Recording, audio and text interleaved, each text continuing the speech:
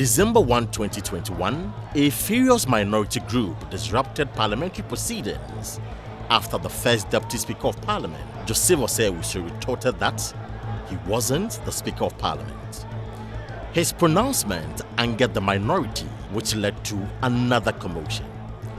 For the second time in the year 2021, Parliament was in total disarray. Now came the ultimate of the chaos ever witnessed by the Ghanaian Parliament. So this is Parliament, members of Parliament, of course in a fisticuff with each other. Chaos in the chamber at the moment. There is large chaos. You could see the MPs. This time, the fight and acrimony had reached a crescendo. The MPs were physically at each other's throats, shoving one another and punching the faces of others. Three major disturbing scenes characterized the first year of the 8th Parliament. But how did we get here? In this documentary, I explore the conduct of the MPs in the 8th Parliament to establish the benefits or dangers of having a hung parliament.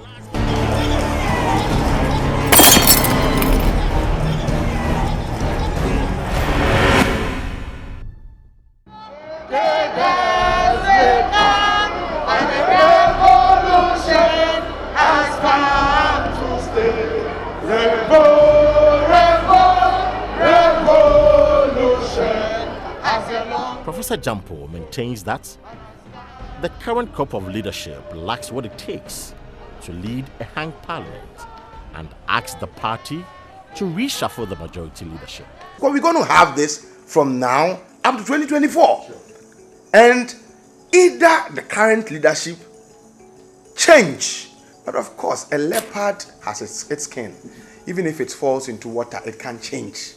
Okay, so let them appreciate. They are honorable members of parliament, and you have a situation at hand. How to deal with that situation in a manner that will ensure that government business will not unnecessarily be frustrated is what we're talking about. So you think that the political party then we should begin to consider an overhaul? If they are now, the leadership. Well, if they've not thought about this, then I'm telling them. How soon should it?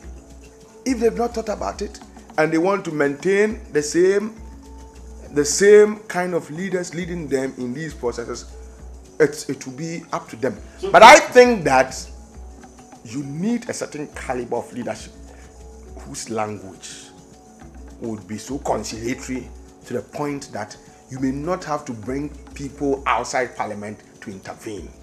But in a sharp response, the majority leader, Osei-Owusu, asked Professor Jampo not to stick his nose to where it doesn't belong.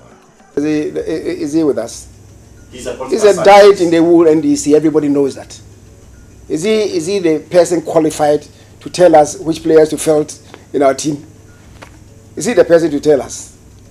Well, let's be realistic about this. Let's be realistic about this. He's not a person to tell us the players that we should field in our team. He should keep his advice to himself, with respect to him. Because everybody hears him, his pronouncements. Have you heard Jampo ever condemn NDC? He's a political scientist. But let's get it clear.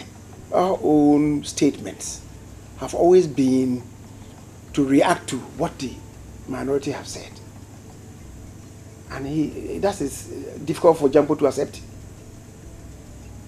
And he's not advising them not to be engaging in what they are doing, but rather we reacting and explaining matters to the general public. He is blaming us rather. That's why I'm saying that if that's the situation, he keep his advice to himself. I can't have an adage. I must say,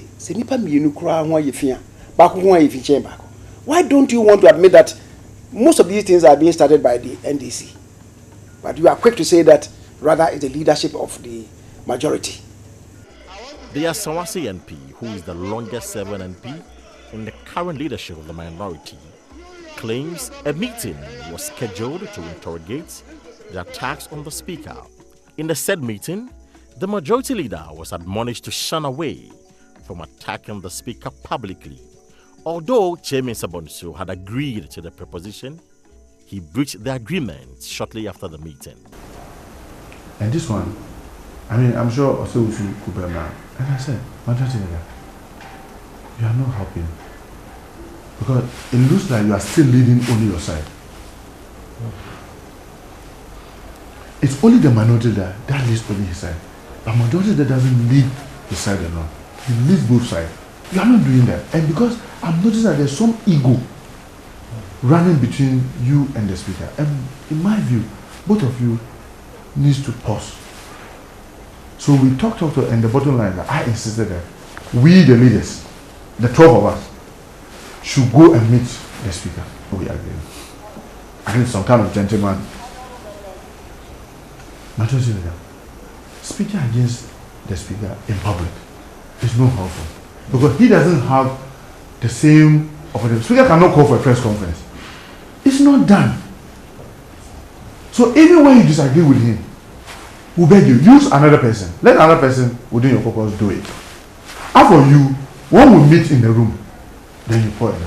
I swear to God that Peter Ghana. That very evening, majority was speaking to the press against the speaker. He says he criticizes to that's very evident. But speaker cannot respond to you in the public. So now you see the sad thing, to the extent that for the first time in my life in parliament, almost 2 decades, minutes of parliamentary service meetings and other things are leaked in the press as a way of speaker trying to defend himself. That's terrible. But who calls him? It's terrible because these are confidential things that even minutes have to be leaked in a way to defend the speaker. It is about the speaker and not a speaker.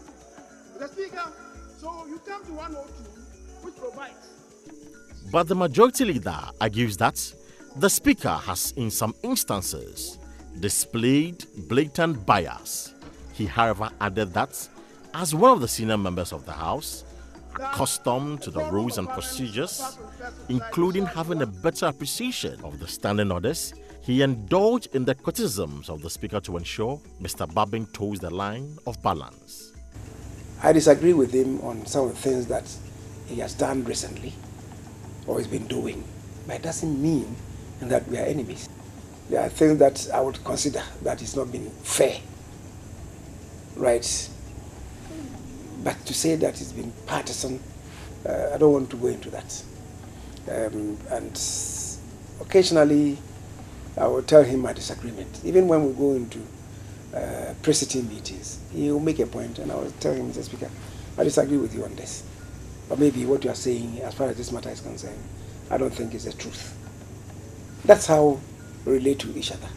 As far as I'm concerned, I criticize to reform. If you take it fair and fine. The speaker may also disagree with me on maybe something that I will say or perhaps I may not do, that he will think that I ought to have done something that I didn't do. He may disagree with me and point it out to me. Is he an enemy? No. We have seen speakers in this house. Sometimes they've made pronouncements that some of us disagree.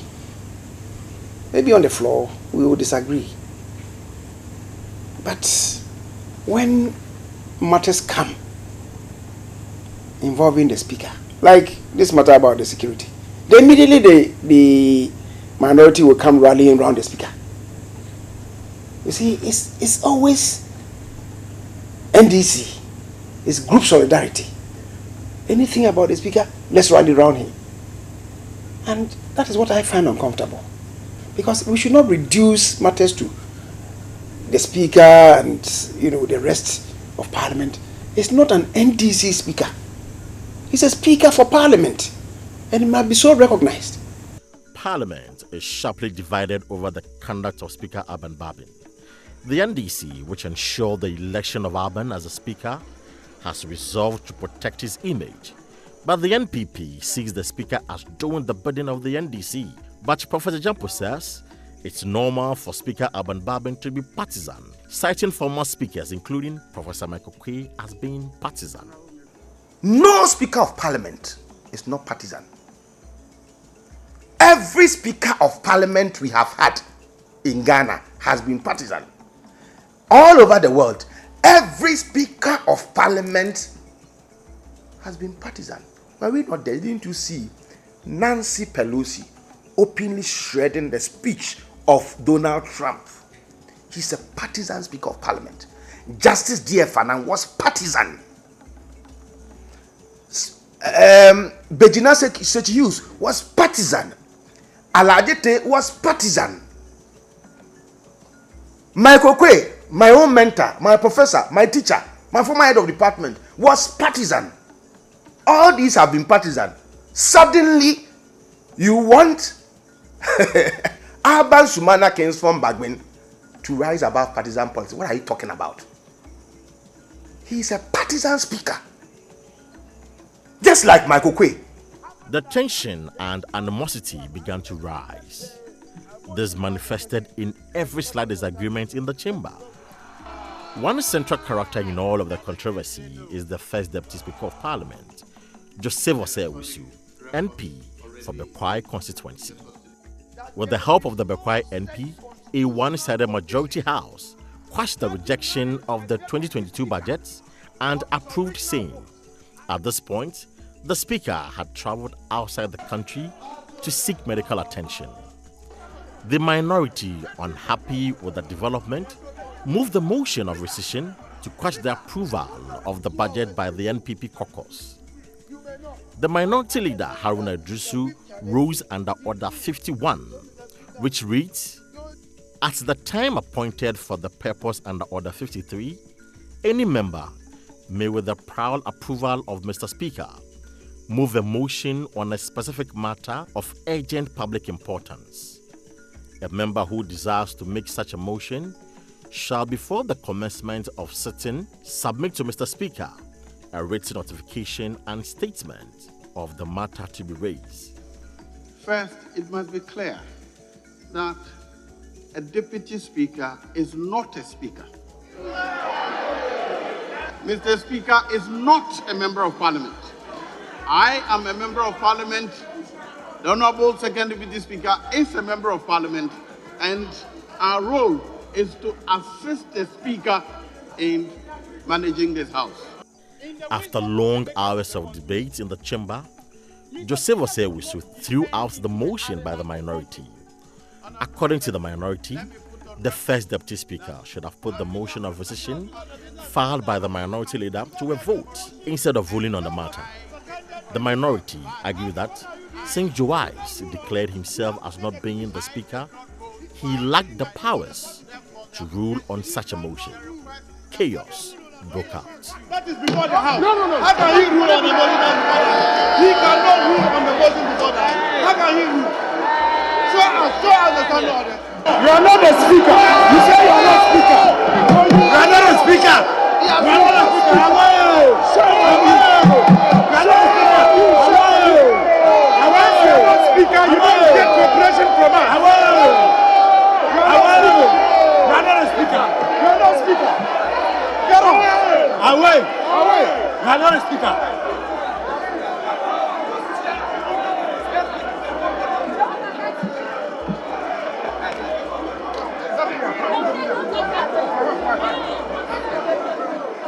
The House suspended proceedings and subsequently adjourned. This was the second time Parliament was thrown into a state of total confusion.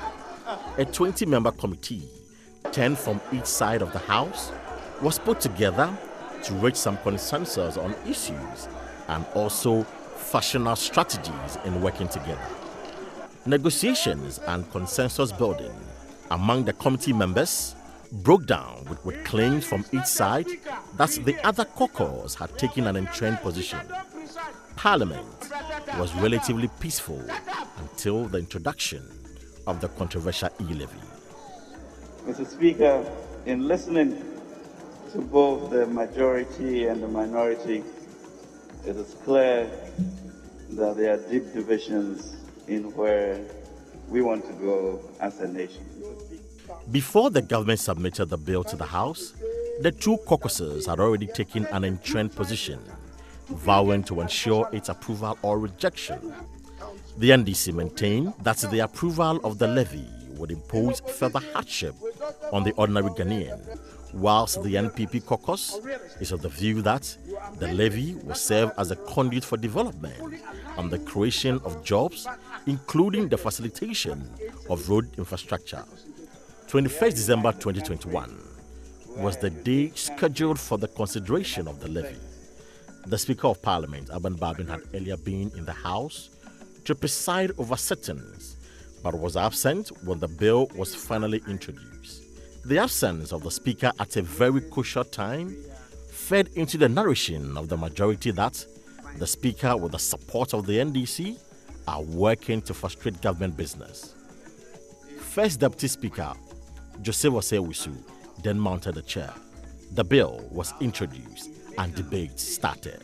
Mr. Speaker, one, you have not cleared the lobby. You have not cleared the lobby because you still have ministers who do not have votes within the midst of the people. And two, Mr. Speaker, the rules require that we appoint two tallies from both ends. We need to appoint two tallies from both caucuses. Let's go after that has not been done. Let's go. So we need to get it right, Mr. Speaker. Order 109 of the Standing Order says, Mr. Speaker shall have neither an original nor a casting vote, and if upon any question before the House, the vote equally divided, the motion shall be lost. Order 109.3 also says, a Deputy Speaker or any other member presiding shall not retain his vote while presiding. Joseph Osei-Wisu, who was to ensure that the division called by the Minority Chief Whip is carried through, announced his decision to participate in the voting. He argued that he is a member of Parliament for Bekwai and entitled to a vote. Let me put on record that as soon as I leave the seat, I'm entitled to vote.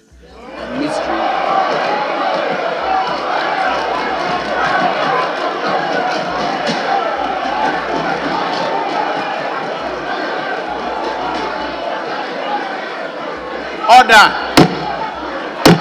And midway, when the second Deputy Speaker has voted, he will relieve me and I will cast my vote. Thank you. There was massive uproar among the minority, threatening that any attempt by the First Deputy Speaker to vacate his seat and participate in the voting process would be resisted fiercely. Soon, the counting for the vote began, and members were called in to cast their ballots. The former MP, Andrew Siama, was one of the first few people to vote. After voting, he moved into the Speaker's office, put on the Speaker's robe, and entered the chamber to relieve the First Deputy Speaker, whilst he, the Second Deputy Speaker, takes the chair. The exit of the First Deputy Speaker would mean he has the right to vote because he is not presiding over proceedings. The NDC members in Parliament, upon seeing the two bowing to exchange positions, rushed onto the Speaker's dais in an attempt to stop the swapping of roles. The NPP also rushed to the Speaker's arena to stop the NDC from preventing the swapping, and thus led to a free-for-all fight. So this is Parliament, members of Parliament, of course in a fisticuff with each other. Chaos in the chamber at the moment. There is large chaos. You could see the MPs, engaged in fisticuffs. These are members of Parliament, members of Ghana's Parliament here. Now the third fight in the first year of the 8th Parliament. So this is the situation here on the 20th of December 2021. Well, I must also condemn it because it's shameful. It's a dent on the image of Ghana's Parliament. To us in leadership, that is occurring at our time. And we should bow down our heads in shame.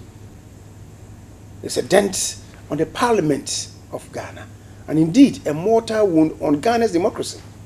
We got off to a bumpy start January 7th, and I saw some leaders attacking ballot boxes. Some in leadership doing that. You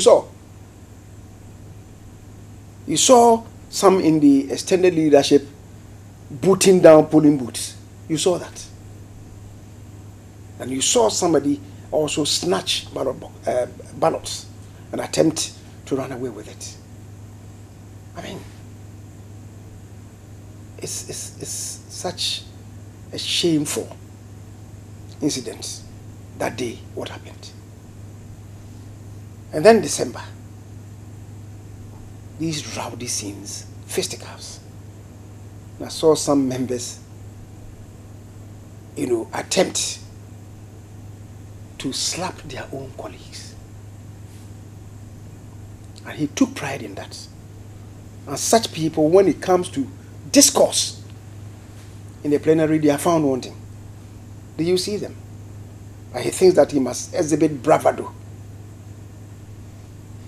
Is it the display of bravado or brawn or brain in Parliament? In Parliament, it's about brain power, not the display of brawn. Professor Ransford Jampo, a political scientist, argues it's okay for MPs to fight. Listen to me, a hung parliament has got its own features. One of the key distinguishing features of every hung parliament is its susceptibility of degenerating into political fisticuffs. It is there. That is its nature.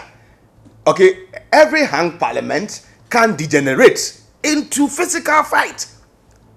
It is there. But you see, in politics, countries that are determined to climb higher the ladder of democratic progression copy the best practices. You understand? So my point is that even though fisticuffs are features of every hung parliament, there are parliaments that are hanged that do not show that features. They are mature. And so rather than looking at countries that have fisticuffs because they have hung parliament, let's look at other countries that have tolerance and that are able to dialogue and reach consensus with their hung parliament and copy them. I think that's the kind of psychology that is playing in the minds of both the NDC and the MPP. And then in the process, they get very emotional and they are not able to manage their emotions. Then it gets down to fist fight, as we have seen quite recently, and then as we saw during the election of the Right Honorable Speaker. Dr. Rashid Rahman further explained that Joe Wise did no wrong by counting himself to form a quorum, but his decision to vote flies in the face of the standing orders. When it comes to decisions, when the Speaker is presiding, I think that I have some difficulty with the approach that was adopted by the First Deputy Speaker. But to count himself in terms of the numbers, I think he represents the people of Bekwai, and in many ways he has a right to be counted. But whether he can be part of voting on an issue that he's presiding over, I think that's where the difficulty is. And that again is why we need some serious look at our standing orders. But the majority leader insists the First Deputy Speaker did no wrong in announcing his decision to vote, arguing he is a member of Parliament. Is the Deputy Speaker a member of Parliament or not? So if people don't understand this, and you are saying that, oh, they are saying that we are bending the rules, it's they who don't understand the rules, with respect. Now, the second question that you pose is whether a Deputy Speaker presiding has a vote. I'll tell you yes. It's trite knowledge, it's trite constitutional law that if we are talking about two things at the same time, and the law states in emphatic terms that this one is negatived, and the second one, there is muteness on that, it means that the second one has not been prevented from doing what is required to do. So when the law provides that when the Speaker is presiding, and I try to make the distinction between the Speaker and the other deputy speakers. There's a world of difference. The first day, you remember, that was when the Speaker agreed, the Deputy Speaker presiding agreed with me that he is not the Speaker. And people did not even understand the distinction that I was making. Because you see, if you think that the Deputy Speakers are also the Speaker, whenever the definite article there is applied to Speaker, it means the Speaker that we voted for at the very outset, at the inception of Parliament, the inauguration of Parliament. He is the Speaker. Deputy Speakers, when they preside, because they are members of Parliament, they don't lose their votes. The Speaker, you were sitting there. You didn't say yes. You didn't say no. And we are challenging to know those who truly said yes and those who truly said no. And you say, I'm going to vote. And everybody says that, we shall be patient. If we were patient and he came down and voted, why are you going to challenge that? Whereas I agree that what's happened is shameful. But how else could you prevent that from happening? Later I heard the majority of the time to lie that, oh no, he wasn't even well, he was there trying to change over. But the videos are there. He himself openly said it. I will vote. So when he was extending with the second deputy speaker, I mean, with a greater respect, even the most stupid person knew that he was changing to go and come and vote. The conduct of the NPs have been condemned by Ghanaians, but the Minority Chief Whip, Muntaka Mubarak, has been defending the conduct of the NDC caucus. But one of the things that people forget, I don't know, because obviously we've never gotten to where we are, and sometimes people have not paid attention to how Parliament works over the years. In Parliament, the processes and procedures of Parliament are closed book. When we say it's closed book, anything that happens in the Chamber of Parliament in terms of its processes and procedures, when it is done, you cannot challenge it in any court. It is when we promulgate a law that is going to affect Ghanaian, and a Ghanaian can take it to and say, oh, this law that Parliament has done is unconstitutional, and then the Supreme Court can turn it down and say that, oh no, what Parliament did is unconstitutional. But in terms of our processes, in Article, 110, 110, it's clear. The Constitution itself mandates Parliament to promulgate the processes that we will use to govern what we are doing. So because of that, if you sit in the chamber and the processes are abused, you cannot challenge it anywhere. So because you cannot challenge it anywhere, if you allow it to go, it goes against you.